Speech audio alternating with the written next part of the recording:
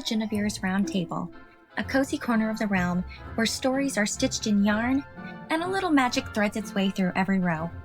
I'm Jenny, your stitch spellcrafter, fiber enthusiast, and full-time mischief manager. Here you'll find whimsical knit and crochet alongs inspired by legendary worlds, spellbound tutorials, and warm reflections brewed with tea and sometimes a few tangled threads. So if you love soft textures, quiet enchantments, and crafting with heart, you're in the right place. So pull up a chair, gather your needles, hooks, and threads, and let's stitch some stories together.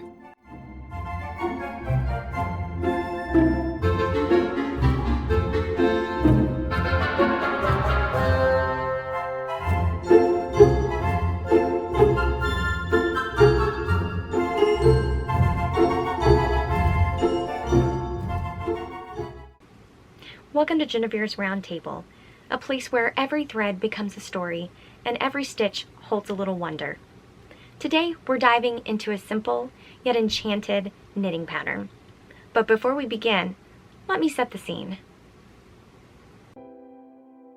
Picture this, a crisp morning, frost delicately framing the windows, and you're curled up in your favorite nook, a blanket wrapped around your shoulders as the soft hum of yarn glides through your fingers.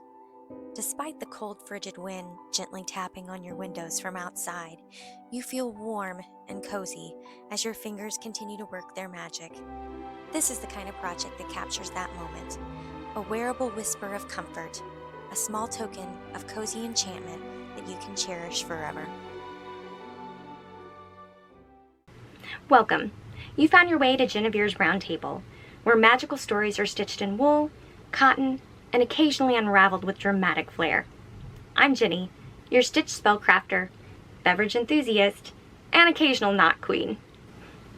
Today, we begin our magical adventure inspired by fantastic beasts, featuring yarn that gives serious 1920s style and a pattern that's just as nostalgic, and not as difficult as you might think. Let's check it out.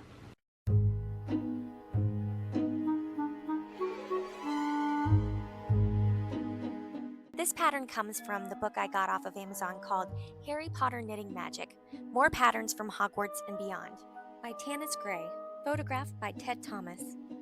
What I absolutely love about this book is that it also features patterns inspired by fantastic beasts and where to find them. The pages are filled with stunning photographs, showcasing each knitting project along with beautiful cinematic shots from the movies that really bring out the magic. There's even some intriguing behind-the-scenes trivia that adds a little special touch. Each pattern is thoughtfully laid out with easy-to-follow knitting charts, recommended tools, needle sizes, and details about the yarn used in the photographs. It's not just a book. It feels like a cozy invitation to immerse yourself in the enchanting world of knitting. This scarf is inspired by Newt Scamander himself. Gentle, a little mysterious, and stylish in that I accidentally saved the world again and still came out looking like this kind of way. It uses just a few stitches, but don't let that fool you. It has major glow-up potential, like Neville Longbottom but with yarn. Wow. I chose this yarn because it reminds me of a magical beast called I'll Just Grab One Skein. It has the magical power of somehow multiplying several times in my shopping cart before I leave the store. I don't understand how that happens, but it does. But mostly, it reminds me of Newt's amazing peacoat color. I also went with this yarn because it has a lovely multicolored pattern that gives the scarf a beautiful textured look. And it also reminds me of moonlight on a wizard's cloak, which is exactly the kind of aesthetic this scarf deserves, don't you think?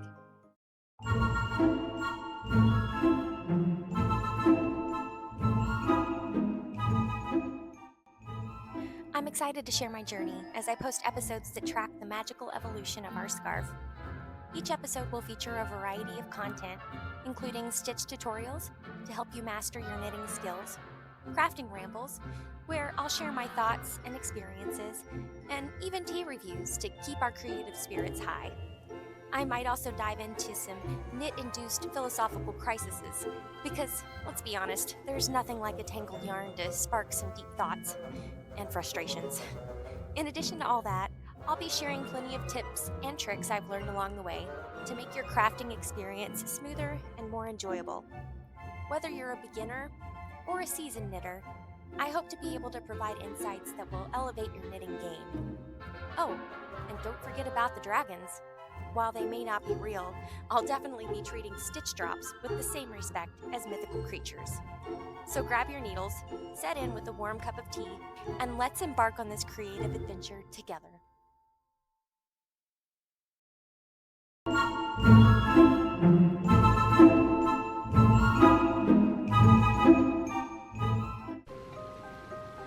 There's something grounding about casting on with intention.